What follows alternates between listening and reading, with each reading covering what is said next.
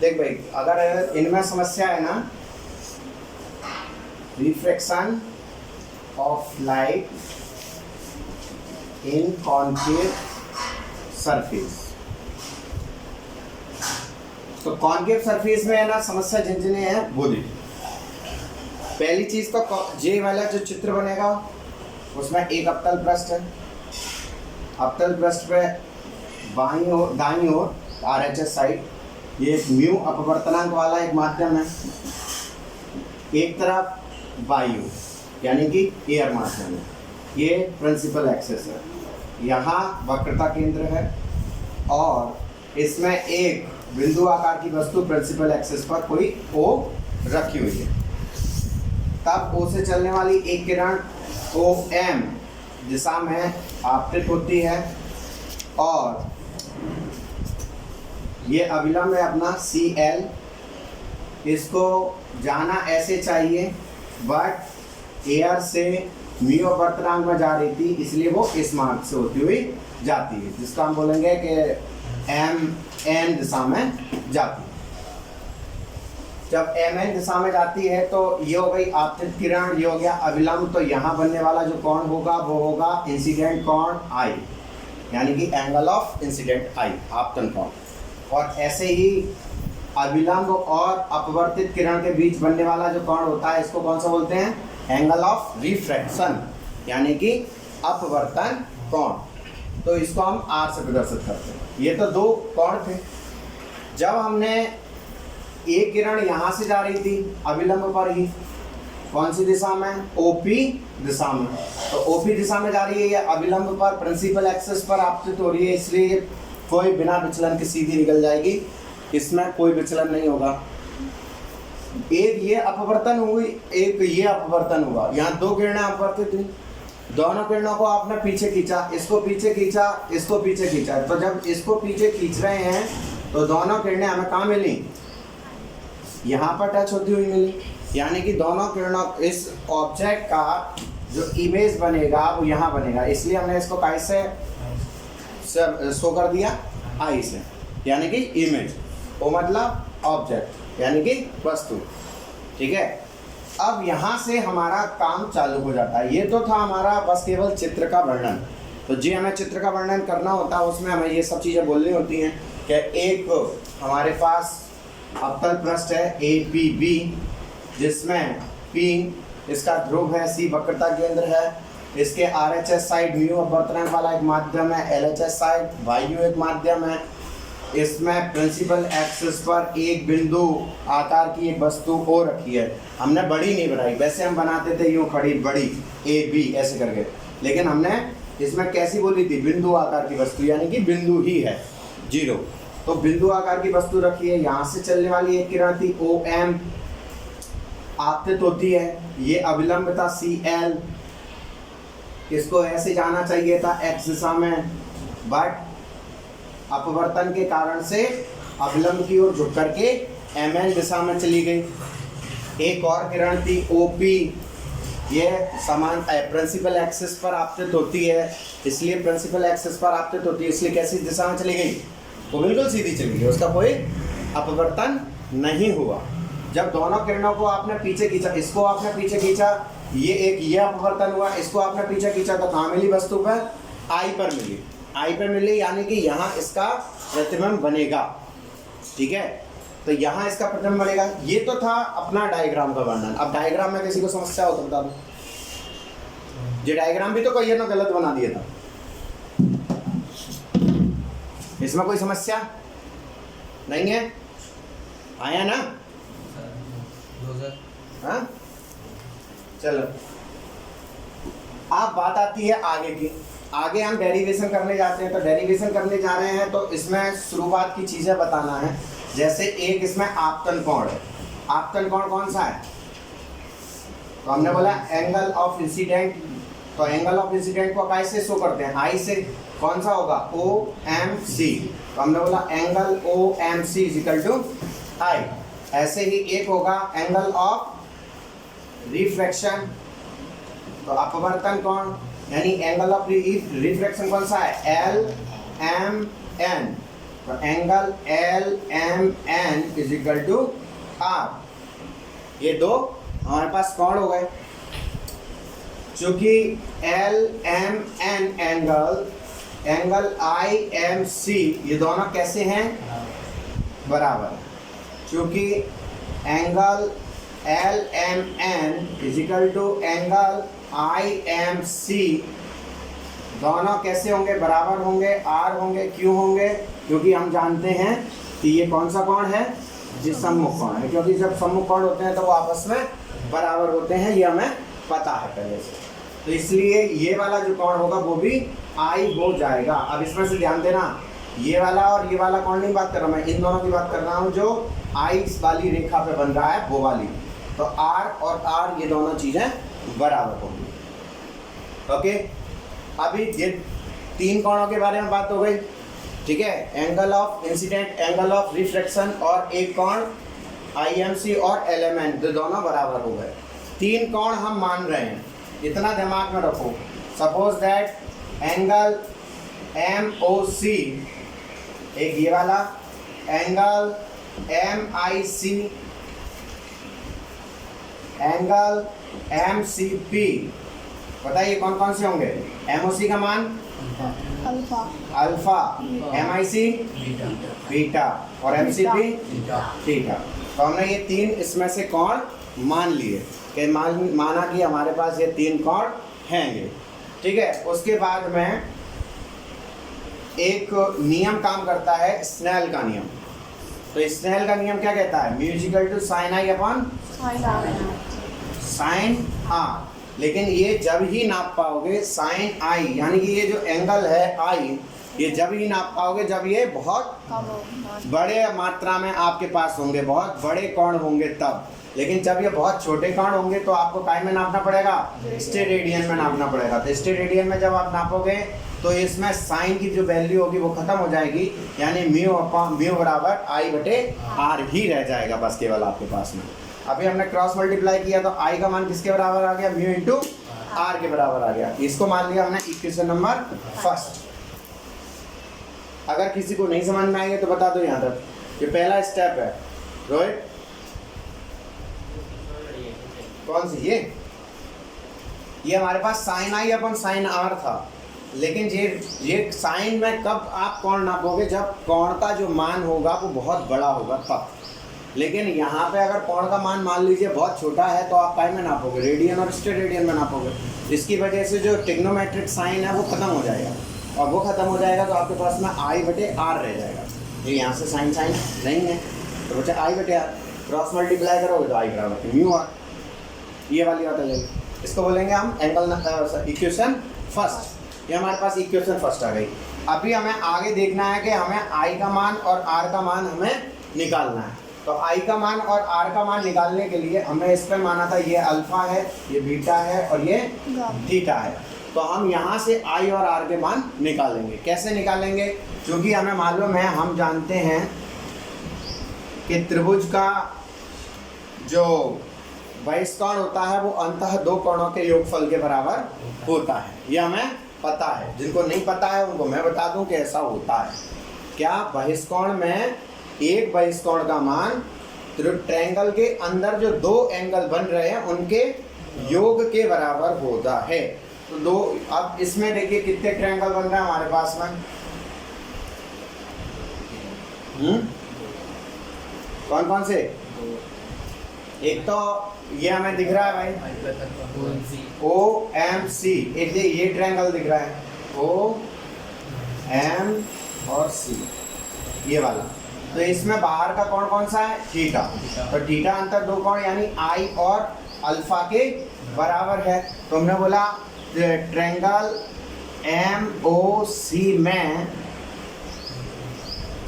Theta की value किसके बराबर है, थीटा बराबर की अल्फा प्लस आई, ये आई के बराबर है। क्योंकि आई का मान हमें निकालना है तो आई बराबर कितना हो जाएगा, थीटा माइनस अल्फा। एक तो ये वैल्यू आ गई। इसी प्रकार से दूसरी वैल्यू हम फिर निकालेंगे। दूसरी वैल्यू कौन सी, आई एम सी, ये वाला कोण लेंगे, एक त्रिभुज ये वाला है। तो हमने एक और ले लिया ट्रायंगल IMC में कौन सी चीज़ बराबर है? तो हमने बोला theta is equal to beta plus R, तो बीटा प्लस आर है। आर की वैल्यू हमने निकाली तो कितनी आई? थीटा माइनस के बीटा। किस किस को समस्या है यहाँ? बोले बोलो महाराज। रोहित, कोई समस्या है क्या दोनों में?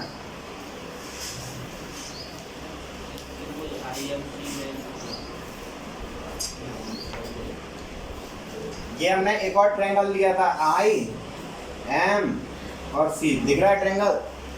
अब IMC में ये वाला कोण कौन सा है? बीटा। और ये वाला कोण कौन सा है? R। तो इस वाले पूरे त्रिभुज में ये बाहर का कोण हो गया थीटा, तो ये प्लस और B और R के योगफल के बराबर होगा, जैसा हमने पहले वाले में बोला था। थीटा अल्फा और I के बराबर हो, क्योंकि पहले बड़ा वाला कोण था, तो इसमें अल्फा और I ये कोण बन रहे थे। जब आप बड़ा त्रिभुज बनाओगे इसको तो कुछ ऐसा दिखेगा। अरे यार, वैसे तो कंफ्यूजन है, और कंफ्यूजन करेगा। ये ऐसे था, तो एक था OM और C, तो इसमें एक कोण ये बन रहा था अल्फा और एक कोण ये बन रहा था I और एक कोण ये बन रहा था थीटा। तो हमने बोला था थीटा बराबर अल्फा प्लस I पहले वाले में OMC में। कौन से वाले में? OMC में क्या बोला था? थीटा बराबर के अल्फा प्लस I, क्योंकि ये बाहर का कोण है बहिष्ठ कोण और ये वाले दो अंतः कोण है, लेकिन ये I जो है वो यहाँ से यहाँ तक है ना। और ये कौन सा है? IMC। तो IMC में कौन सा है? बीटा प्लस R, क्योंकि ये दोनों कोण तो बस केवल यहाँ से यहाँ तक है, यहाँ से यहाँ तक। तो हमने बोला इस वाले त्रिभुज में IMC में तो थीटा बराबर क्या होगा? Beta plus R। समझ में आई बात कि नहीं आई? तो यहाँ पे ये थीटा बराबर के बीटा प्लस आर हो गया। आर का मान रखा, बीटा यहाँ पे पक्षांतर किया तो थीटा माइनस बीटा बराबर आर। क्लियर है? अब ये दोनों वैल्यू हम उठा करके समीकरण नंबर 1 में रख रहे हैं। किसी को कोई शंका नहीं होना चाहिए। यस, आ जाइए। तो किसी को कोई दिक्कत नहीं होना चाहिए। हम रख रहे हैं इसमें काय में समीकरण नंबर 1 में इसकी वैल्यू जो रखी हमने पुट कर दी। क्या है भाई? वैल्यू पुट करने के बाद हमारे पास था I बराबर म्यू इंटू आर। आई की वैल्यू क्या है? थीटा माइनस के अल्फा इजिकल टू म्यू, और म्यू के बाद में आर की वैल्यू क्या है? थीटा माइनस के बीटा। तो ये हमारे पास में वैल्यू थी। इसको हमने बोला इक्वेशन नंबर 2। कोई दिक्कत? अभी एक और नियम, एंगल बराबर होता है चाप बटे त्रिज्या। यानी कि यहाँ पर अगर ये मैं एक पूरा वृत्त बना दूं, क्योंकि ये अवतल पृष्ठ गोल होता है, तो अब ये गोल अगर हो रहा है तो ये एक चाप की भांति काम करेगा। कौन? MP। MP का किस तरीके से काम करेगा? चाप की भांति काम करेगा। और ये जो त्रिज्या है यानी कि रेडियस इसकी, ये यहाँ से यहाँ तक ये त्रिज्या के रूप में काम करेगी। जहाँ तक भी आप नापो ये सारी की सारी ये त्रिज्या के रूप में काम करेगी, जो भी जहाँ पे रखा हो। ठीक है। अब जैसे कि हमने बोला कोण, हमारे पास 3 कोण थे, एक था अल्फा, बीटा और थीटा, जो त्रिज्या से संबंधित बन रहे थे। बाकी के और भी कोण है, I भी है, R भी है, लेकिन ये त्रिज्या पे नहीं बन रहे हैं, केंद्र पे नहीं बन रहे हैं। तो ये थीटा, बीटा और अल्फा ये जरूर हमारे कहाँ बन रहे हैं? ये हमारे केंद्र पे बन रहे हैं। तो अभी हमने कोण बराबर देखा, तो थीटा बराबर कितना होता है?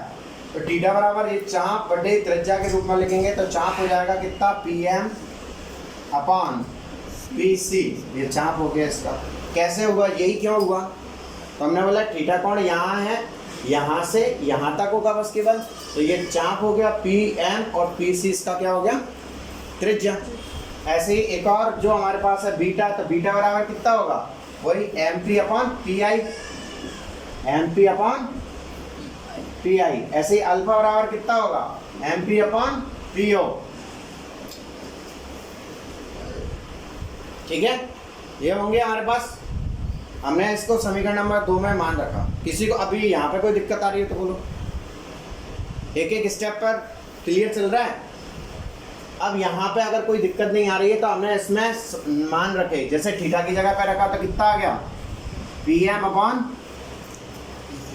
PC माइनस अल्फा का मान कितना है P M upon P O equal to mu की जगह म्यू, ऐसे ही थीटा की जगह P M upon P C minus beta की P M upon P I. ठीक है, सारी वैल्यू एक जैसी है। अभी एक और चीज़ ध्यान देना, ये मैंने अगर इसको नापा है तो इसको क्या बोलते हैं, अगर पूरी चीज़ को क्या बोलोगे मेरे को, पर्दी, क्या बोलोगे, पर्दी। पर्दी को नापते हैं तो आप मीटर में नापोगे, सेंटीमीटर में नापोगे, ऐसे ही नापोगे। अब यहाँ से लेके यहाँ तक की जो पर्दी होगी वो सेम होगी। मान लीजिए 5 सेंटीमीटर, 5 मीटर, 10 मीटर, 25 मीटर ऐसी होगी, तो फिक्स होगी ना। ये वाली वैल्यू अलग अलग होगी कि फिक्स होगी, फिक्स होगी। 5 मीटर तो 5 ही मीटर होगी, सबके लिए 5 मीटर होगी। तो 5 मीटर 5 मीटर 5 मीटर 5 मीटर, तो सारी राशि एक जैसी है, तो हम कैंसल कर सकते हैं कि नहीं कर सकते हैं? कर सकते हैं ना। तो क्या बचा हमारे पास, 1 upon P C upon 1 upon P O is equal to mu 1 upon P C minus के 1 अपॉन पी आई। क्लियर है? अभी हमारे पास पी सी, तो चिन्ह परिपाटी में अगर हम देखें चिन्ह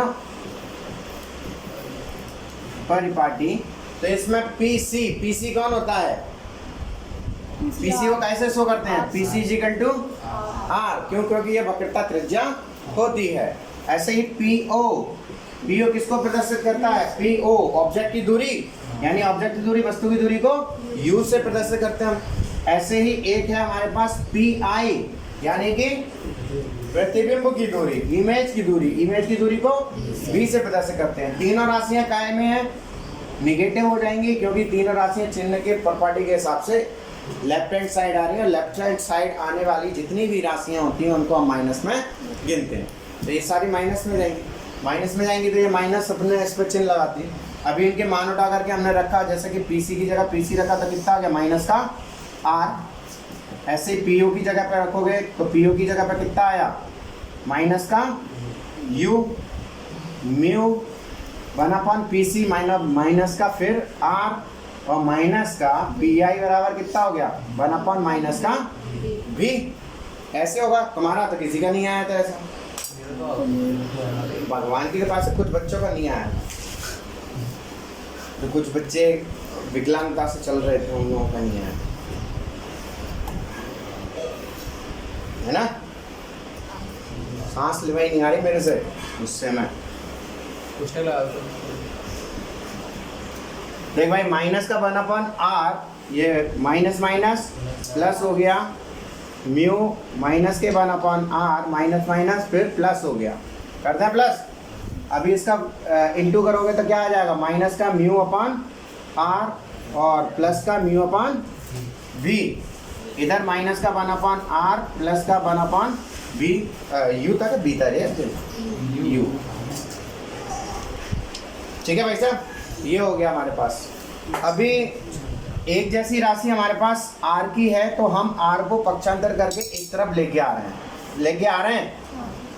तो ये हमारे पास हो गया माइनस का 1 अपॉन आर और ये प्लस का mu upon R is equal to mu upon V, पहले से इधर ही है, ये इधर गया तो माइनस का 1 अपॉन यू बचा। ओके, इसमें से हमने आर को हमने एलसीएम कर लिया, ये लास्ट ही है। अगर हम आर को एलसीएम कर लें,